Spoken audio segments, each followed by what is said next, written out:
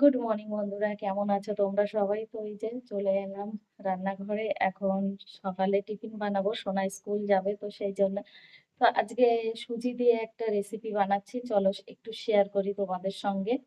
তো এখানে এই দেখো, এর মধ্যে টক দই, সুজি, লবণ, গোলমরিচের গুঁড়ো রয়েছে এর মধ্যে, আর রয়েছে দেখো গাজর, পেঁয়াজ আর ক্যাপসিকাম। এগুলো দিয়ে ভালো করে এই যে মেখে নিলাম।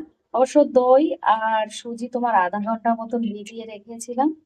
তাওয়া গরম হয়ে গেছে, এখন এই যে ঘি দিয়ে দিচ্ছি।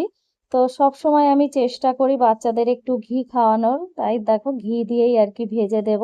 এই যে এখন ছোট ছোট করে দিয়ে দিচ্ছি ব্যাটারগুলো। একদম ছোট্ট পরিমাণে রুটি হবে, তো এটা খেতে কিন্তু দারুণ লাগে আর বাচ্চারাও ভীষণ পছন্দ করে।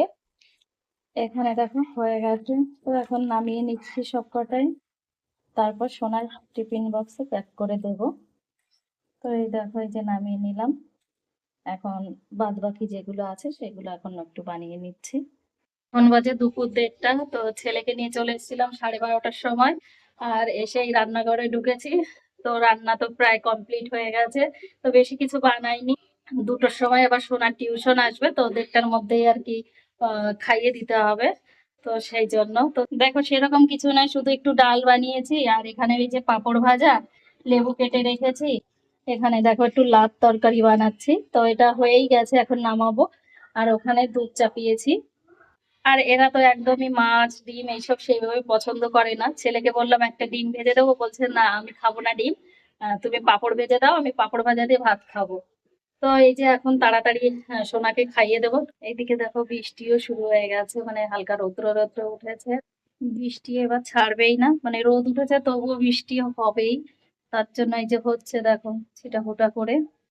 গেছিলাম একটা পার্সেল আনতে, তো পার্সেল নেওয়া হয়ে গেছে, এখন বাড়ি যাচ্ছি। বাড়িতে যেতে না যেতেই আর একটা পার্সেল আনতে গেছিলাম। দেখো এইটা, এটা আসলে আমার বান্ধবীর পার্সেল, তো ও তো বাড়িতে নেই। আমাকে ফোন করে বললো আমার একটা পার্সেল আছে, সেটা নিয়ে আসতে, তাই এই যে নিয়ে এলাম। এই যে দুটো পার্সেল, একটা আমার আর এইটা আমার বান্ধবীর। তো দেখো বন্ধুরা, এই যে এটা এসেছে, এটা কেমন হয়েছে জানাবে। দেখো খুবই ছোট্ট একদম, এতে কর্পূর দেওয়া যায়, তারপর ধুনো টুনো দেয়। তো এই যে এটা ভীষণ সুন্দর, কিন্তু সাইজটা খুবই ছোট্ট। এই যে এরা দুইজনা আনবক্সিং করলো আর খুব আনন্দ পাচ্ছে। কেমন হয়েছে জিনিসটা বাবা? এত পর্যন্ত। দুপুরের কাজকর্ম সেরে এসেছি একটু রেস্ট করার জন্য, কিন্তু দেখো বেডটার কি অবস্থা করে রেখেছে। যে পার্সেলটা এসেছিল সেই পার্সেলের বক্সটা নিয়ে দেখো কেটে কেটে সারা বিছানা ছড়িয়েছে।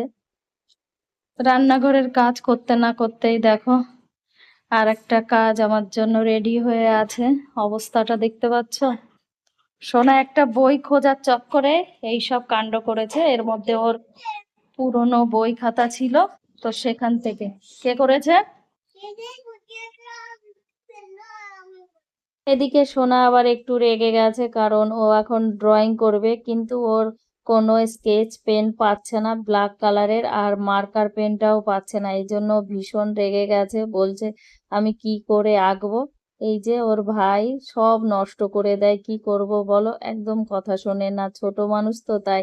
তো দেখো এই যে ও ছবিটা আঁকছে, এখন আমাকে বলছে দেখো মা এখানে স্কেচ করতে পারছি না, এখানে কালার নেই, তাই ও রেগে গেছে। রেগেও কোনো লাভ নেই, কারণ ছোট ভাই বোন থাকলে এরকম সব সময়ই হয়। তো বন্ধুরা আজকের ভিডিওটা এই পর্যন্তই। ভিডিওটা দেখে কেমন লেগেছে, ভালো লাগলে একটা লাইক করে দিও।